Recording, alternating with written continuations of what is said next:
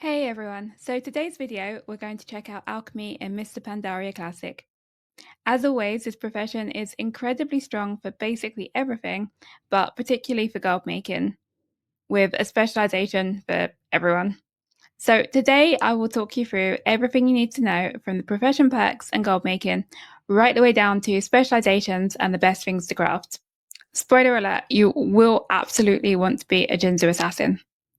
First up then, where and how will you be leveling your alchemy? So you can train alchemy up to 600 in your faction capital city, either Stormwind or Orgrimmar, or with a Zen Master Alchemist in Fordham Village in Jade Forest. So remember, you do need to be level 80 to train Zen Master. Something here then that might catch you out is your trainer is only going to teach you 2 recipes and they're going to be 500 skill. The rest are all unlocked through discoveries. You'll need to craft the 2 level 500 potions to learn the next ones. So if you are sitting at level 500 right now in Cataclysm, I really wouldn't bother to get to level 525. The benefit will just be minimal. Personally, a lot of my alchemists are already 525, but I've got a few that I'm still leveling, and I'm not going to go past 500 on those. There's just no point. So what makes alchemy so good in MoP Classic? Well, first of all, you get your perks like Mixology. That's the passive that boosts your flask or elixir effect if you make them yourself. It's a solid perk and it stacks up in the raids. You'll also get a special reusable flask and an alchemy trinket that works as an alchemist stone. It's really good for early gearing and you can use it for transmutes. I've popped the trinket on the screen right now for you to look at, and so yeah, it's a philosopher's stone as well. So what will we be crafting? One of the coolest things you can make is the Potion of Luck. This gives you a 1-hour buff with a chance to loot extra crafting mats when killing monsters in Pandaria.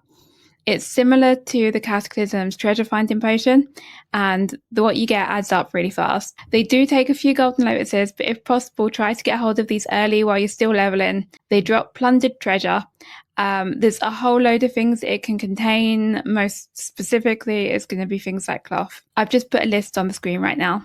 Now, unfortunately, with initial testing, it looks like these won't be as strong as the treasure finding potions, so you might not get as much value further into the expansion. But at the start, at least, the materials that you gain are likely to offset the cost. As time goes on, though, the materials you gain are going to get cheaper, but the cost of the potion to craft will also be reducing. Not just that, but you'll have better gear and you'll kill things faster. Now, all flasks are going to be big sellers early on like usual. Players will want consumables for early pre-raid content, and then once raids launch, they're going to continue wanting them for the raiding content. But also, do not forget about utility potions, like the one that turns you into the crazy thing with extreme swimming. Alchemists also get a brand new potion just for Classic, that is the Venerable Potion of Invisibility.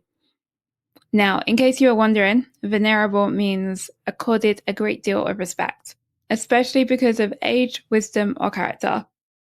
No, you weren't wondering. Just me then, sorry. So this potion uses silkweed and green tea leaves. This makes it easier to craft than the original, and it should be really good for challenge modes. Alchemy is, as usual, a really great gold maker, particularly due to the lazy ult friendliness. Your ult's only going to need level 80 to make consistent, easy gold, and this time around, they're not going to even need to leave the city. Transmute Specialization is going to be strong as always. You'll be using trillion bars to make living still. It's every day, once a day. The cooldown resets each night, so it's very easy to remember. This is a very low effort and, at least at first, very high value. While your procs aren't guaranteed, you should average around 20%, and if you get a lucky 3 or 5 proc early in expansion, you're going to be rolling in gold. Otherwise, for gold making, you'll be looking hard at consumables. Prices tend towards the specialization holding your profits, so 20% margins thereabout. But the timing for selling consumables really does matter. Raid evenings, so reset, and the night after tend to be great consumable selling night. But please do try to remember, just because you farm the mats yourself doesn't mean them free. So please price the goods like your time matters, because it does. Now, there are 3 specializations in alchemy: potions, transmutes, and elixirs, and they're all giving around 20% extra yield. Potions are great if you're focused on crafting frequently, Transmutes are ideal for alts doing daily cooldowns, and elixirs affect Flask too, and they're perfect for bot crafting. Just a heads up though, if you do plan to change your specialization, do it before the MoP pre-patch.